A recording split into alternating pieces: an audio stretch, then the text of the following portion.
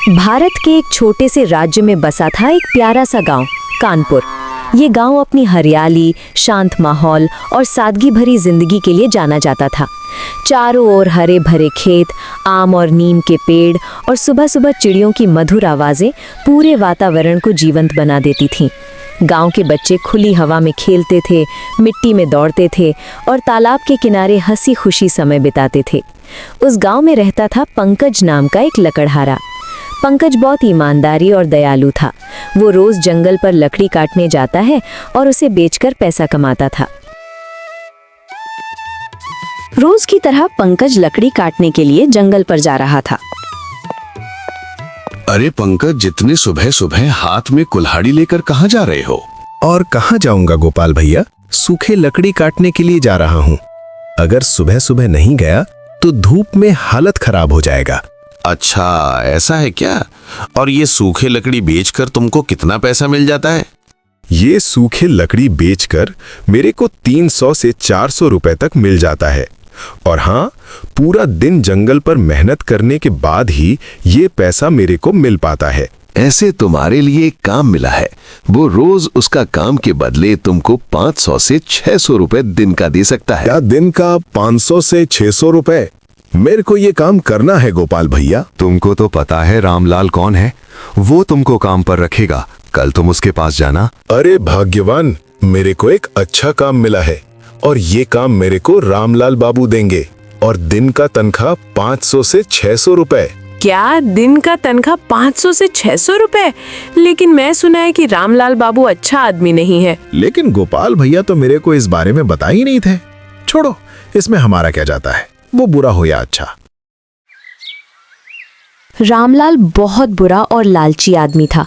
उसके पास पराठा की दुकान थी, फिर भी वो पैसे के लिए हमेशा लालच करता रहता था। अगर कोई भिखारी खाना मांग लेता तो वो उसे डांट कर भगा देता था।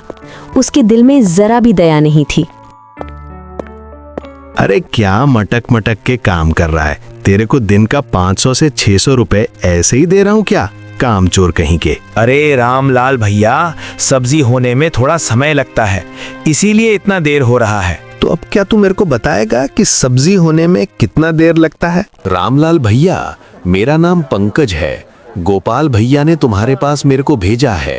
अच्छा, तो तुम हो पंकज? गोपाल ने मेरे को इस बारे में बता रखा है। गोपाल भैया ने कल मेरे को बोला कि आप मेरे को काम पर रखोगे, इसलिए मैं आपके पास चला आया। हाँ, गोपाल को मैं ही बोला था कि बंदे जुगाड़ करने के लिए।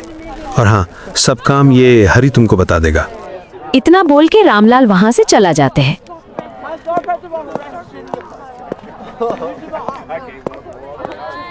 उसी वक्त एक ग्राहक ठेला के पास आ पहुंचता है। अरे पंकज, तुम यहाँ से कब से काम करने लगे? लकड़ी काटने से तो अच्छा है ये काम करना। हाँ राजू भैया, मैं आज ही इस दुकान पर काम कर रहा हूँ और आज से मैं इस दुकान पर रोज काम करूँगा। हाँ, बहुत अच्छा है। अब फटाफट एक प्लेट आलू पराठा और सब्जी लगा दो, बहुत जोर से भूख लग रहा है। अरे ओ बच्चे, मेरे लिए फटाफट एक प्लेट आलू पराठा लगा। उस वक्त एक भिखारी ठेला के पास आ पहुंचता है। बाबू, क्या मेरे को कुछ खाना मिल सकता है? 2 दिन से मैं कुछ नहीं खाया हूँ और मेरे पास पैसे भी नहीं है। आप चिंता मत करो, मैं आपको फ्री में खाना खिलाऊंगा। अरे पंकज, एक प्लेट चाचा के लिए तैयार कर।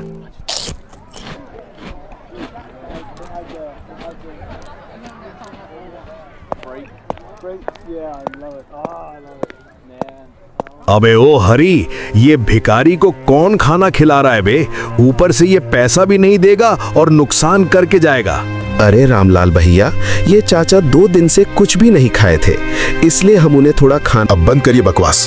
तेरे को काम पे रहते हुए 1 घंटे भी नहीं हुआ है, तू साला मेरा नुकसान कर रहा है। अगर अगली बार ये गलती हुआ तो तुम दोनों को काम से निकाल दूंगा।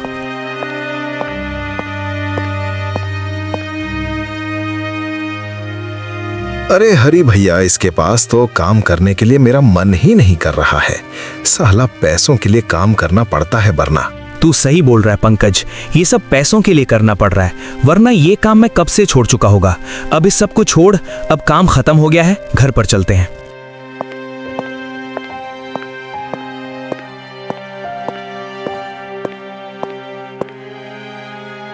आज क्या हुआ जी? तुम इतना चिंतित क्यों लग रहे हो? तुम्हारा तबीयत तो ठीक है ना? अरे कुछ नहीं, वो थोड़ा काम करके सर दर्द हो रहा है, इसलिए थोड़ा थकान सा महसूस हो रहा है। वो सब छोड़ो, तुम जाके सो जाओ।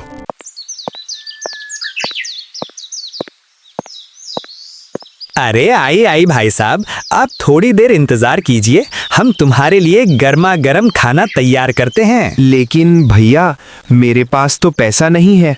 क्या तुम मेरे को बिना पैसे खाना खिला सकते हो? मैं तुमको कल पैसा जरूर लौटा दूंगा। अच्छा अच्छा ठीक है, अगर तुम्हारे पास पैसा नहीं है तो तुम आज खाना खा लो, बाद में तुम पैसे दे देना, ठीक है? अरे पंकज, एक प्लेट लगाना साहब के लिए।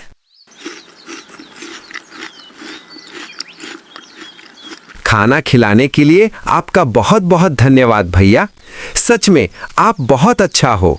अरे इसकी कोई जरूरत नहीं है, अब आप आ सकते हो। और ये सब कुछ रामलाल का नौकर दूर में खड़े होकर देख रहा था।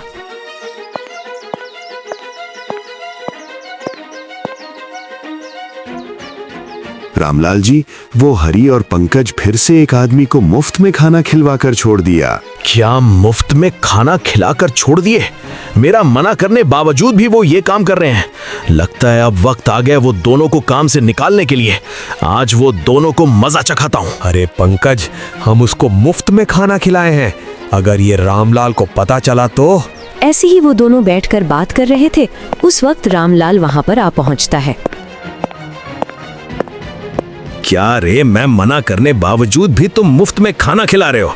लगता है तुम साला मेरा नुकसान करके ही मानोगे। रामलाल जी बेचारे के पास पैसा नहीं था, इसीलिए मैं उसको खाना खिलाया, और ऐसे भी वो कल वो इसका पैसा देने वाला है। हाँ रामलाल जी, हरी भैया सच कह रहे हैं। बेचारे के पास पैसा नहीं था, इसीलिए हम उसे खाना खिलाए। अबे बंद करो ये तुम्हारा नाटक, अब मेरे को कुछ नहीं सुनना है। तुम सालों ने मेरा बहुत नुकसान किया है, इसीलिए मैं तुमको आज से ही काम से निकाल देता हूँ। आज से कभी तुम तुम्हारा चेहरा मत दिखाना। अब हम क्या करें हरी भैया? रामलाल तो हमको काम से ही निकाल दिया साला। रामलाल इतना घटिया आदमी था, मेरे को पता नहीं था। और ऊपर से इतना बेइज्जती भी कर दिया। हमको कैसे भी करके इसका बदला लेना पड़ेगा। हरी भैया, मेरे पास एक उपाय है। आपको तो खाना बनाना आता है। अगर हम आलू पराठा और सब्जी हमारा गांव के बीच में बेचें तो कैसा होगा? हाँ? अरे बा, मैं तो इस बारे में सोचा नहीं था। मेरे को तो खाना बनाना आता है। अगर हम तुम्हारा गांव के बीच में ये बेचें तो अच्छा खासा कमाई हो सकता है। तो आज ही सब तैयारी करते हैं, कल सुबह ठेला लगाएंगे।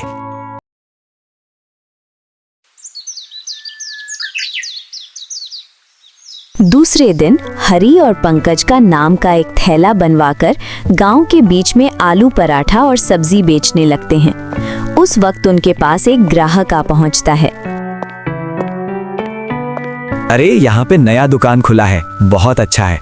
अब फटाफट एक प्लेट आलू पराठा और सब्जी लगा दो।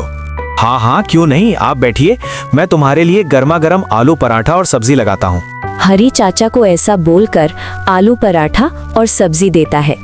धीरे धीरे ठेला के पास लोग आने लगते हैं और इस कारण से अच्छा खासा कमाई भी होने लगता है।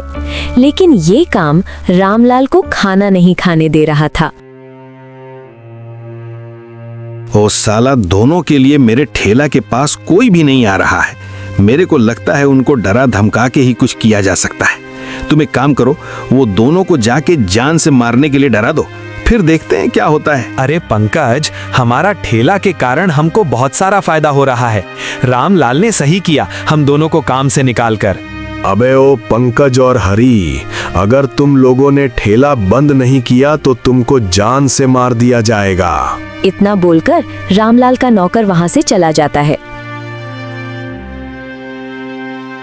देख रहा है पंकज, ये कैसे खुला आम धमकी देकर चला गया। हाँ हरी भाई, ये साला रामलाल और उसका नौकर का तो कुछ करना पड़ेगा। कल सुबह ये दोनों को ऐसे मजा चखाऊंगा कि भूल नहीं पाएंगे। तो तेरा नाम रामलाल है, फटाफट गाड़ी में बैठ और चल थाने को। लेकिन मैंने क्या गलत किया है जो आप मेरे को थाने ले जाने के लिए बोल रहे हो? मैं तो कुछ अपराध या गुनाह नहीं किया हूँ। और तू और तेरे नौकर जो हरी और पंकज को धमकाए वो क्या था? वो गुनाह नहीं था क्या लाले?